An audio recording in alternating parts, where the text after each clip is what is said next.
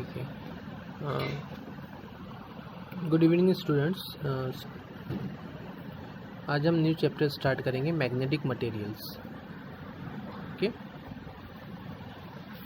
देखिए magnetic materials के अंदर सबसे पहले वो हमें क्वेश्चन करता है कैन यू रिकॉल के अंदर कि what are magnetic line of force, है ना। What are magnetic line of force, this is the question. तो देखिए मैग्नेटिक लाइन ऑफ फोर्स क्या होती है हम देखते हैं। Consider this one is the magnet. ये एक मैग्नेट है, ठीक है। ये उसका नॉर्थ पोल, ये उसका साउथ पोल है, ये मैग्नेट है, ठीक है। तो ये मैग्नेट के आसपास सराउंडिंग के अंदर क्या होंगी, ये मैग्नेट का इफेक्ट होगा इसके सराउंडिंग में। तो ये जो इमेजनरी लाइंस है, ये जितनी भी लाइंस दिख रही है आपको, लाइन ऑफ फोर्स क्या होती है, ये इमेजनरी लाइन होती है, ये हमको दिखाई नहीं देती, हाइपोथेटिकल कंसेप्ट है, हाइपोथेटिकल लाइंस है।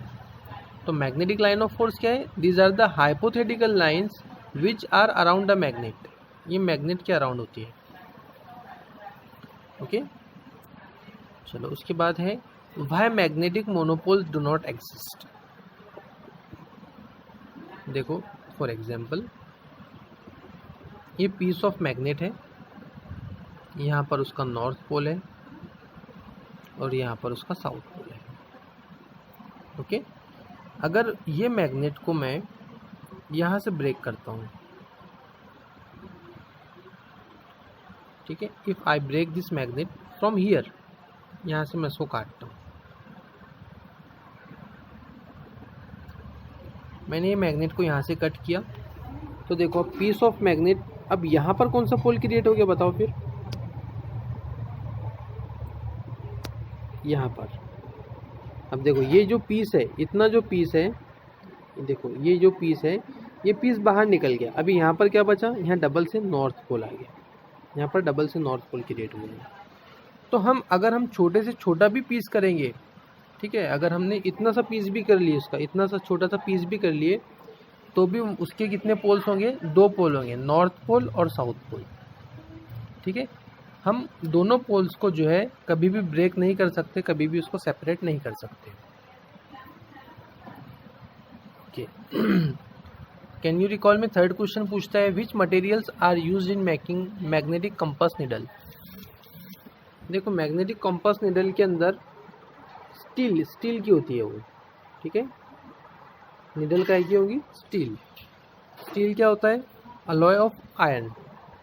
स्टील क्या है, अलॉय ऑफ आयरन।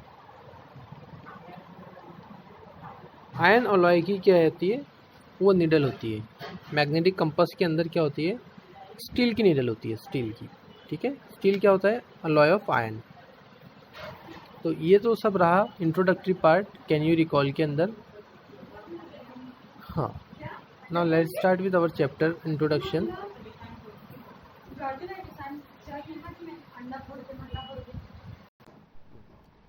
देखो अब हम देखेंगे कि ये चैप्टर में हमें क्या क्या पढ़ना है। देखो ये चैप्टर में हमें सबसे पहले तो पढ़ना है magnetism, types of magnetism, different types of magnetism पढ़ना है, ठीक है।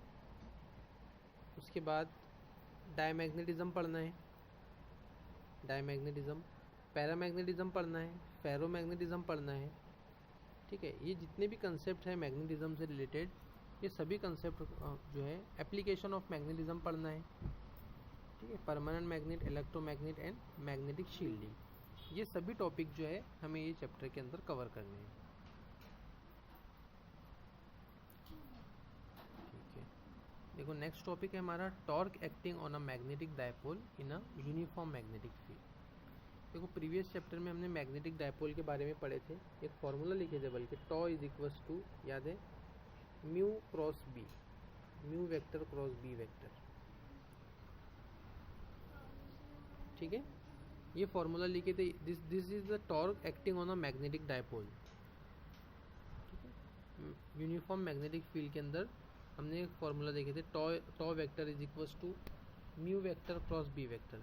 वहाँ पर म्यू की वैल्यू क्या थी, म्यू मतलब क्या था, magnetic dipole moment, magnetic dipole moment,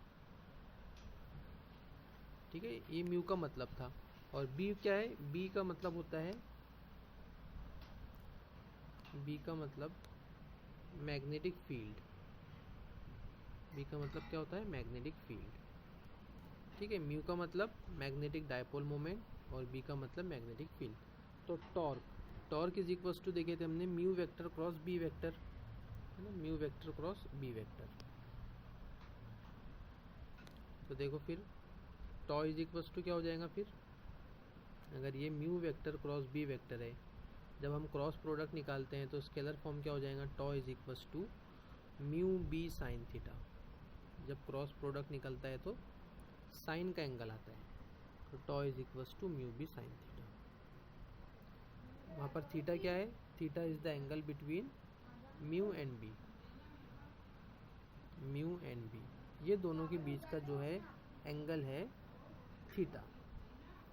देखो ये डायग्राम में हम देखेंगे, देखो इस तरीके से, नाउ सी दिस डायग्राम, ये क्या है, देखो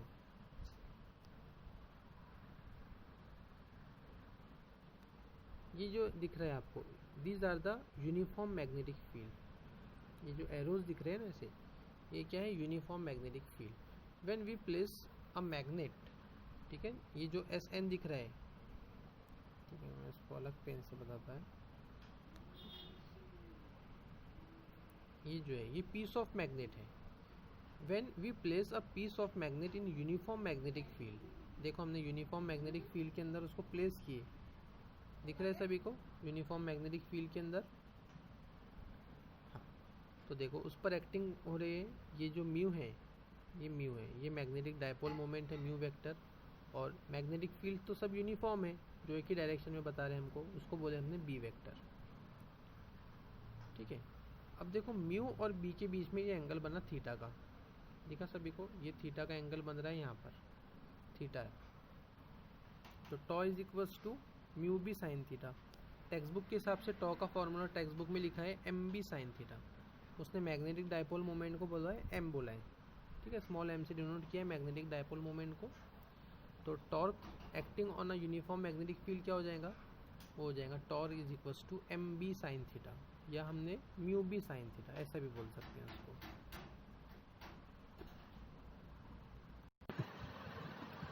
ठीक है, अब देखो जैसे ही हमने ये मैग्नेट को इसके अंदर रखे मैग्नेटिक फील्ड के अंदर, तो ये मैग्नेट पर इस डायरेक्शन के अंदर जो है फोर्सेस लगना शुरू होंगी, इसकी वजह से क्या होगा, इसका रोटेशन शुरू होगा, ये मैग्नेट जो है इस तरीके से घूमने लगेगा।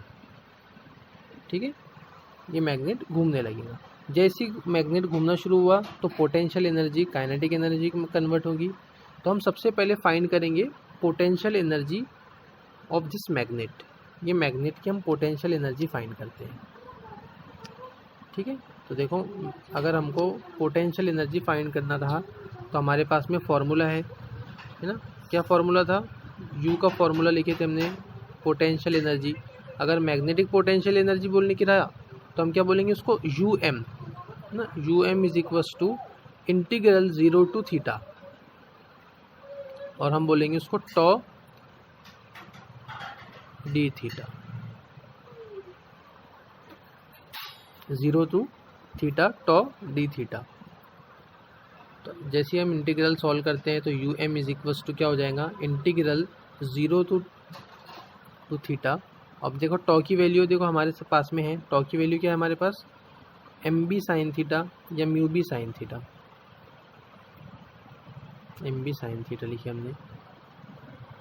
तो इसको सॉल्व करेंगे तो क्या हो जाएगा, देखो m और b दोनों कांस्टेंट है तो m और b बाहर हो जाएगा, साइन थीटा का इंटीग्रेशन माइनस कॉस थीटा। देखो फाइनल एक्सप्रेशन हमको मिलेगा U M is equals to minus M B cos theta, minus M B cos theta. देखो फाइनल एक्सप्रेशन हमको क्या मिली, U M is equals to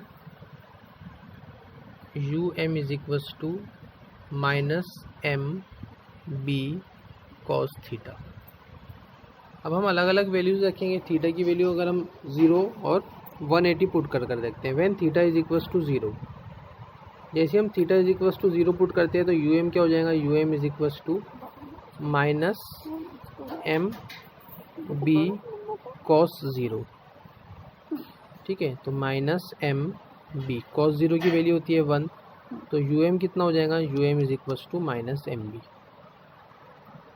ये कब होगा, when theta is equals to 0। ठीक है, जब हम थीटा की वैल्यू 0 पुट करते हैं at that time U M कितना होगा, पोटेंशियल एनर्जी कितनी होगी, माइनस एम बी। ठीक है, अब हम सेकंड वैल्यू थीटा की वैल्यू पुट करते हैं, theta is equals to 180 degree, when theta is equals to 180, तो यू एम कितना हो जाएगा, देखो पोटेंशियल एनर्जी का फॉर्मूला है minus M B cos theta. Now put minus M B cos की वैल्यू, थीटा की वैल्यू पुट करो 180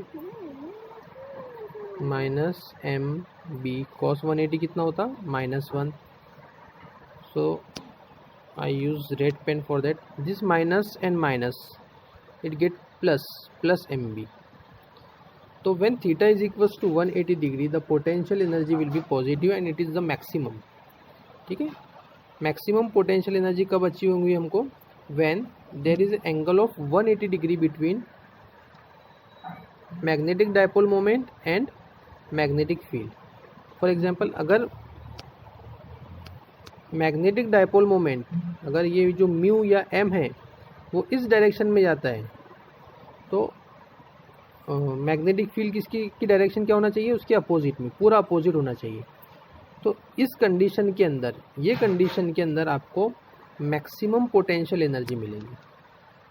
ठीक है, under this condition you will get maximum potential energy. ठीक है, और मिनिमम पोटेंशियल एनर्जी के लिए म्यू और बी का डायरेक्शन, एम और बी का डायरेक्शन सेम होना चाहिए। ठीक है।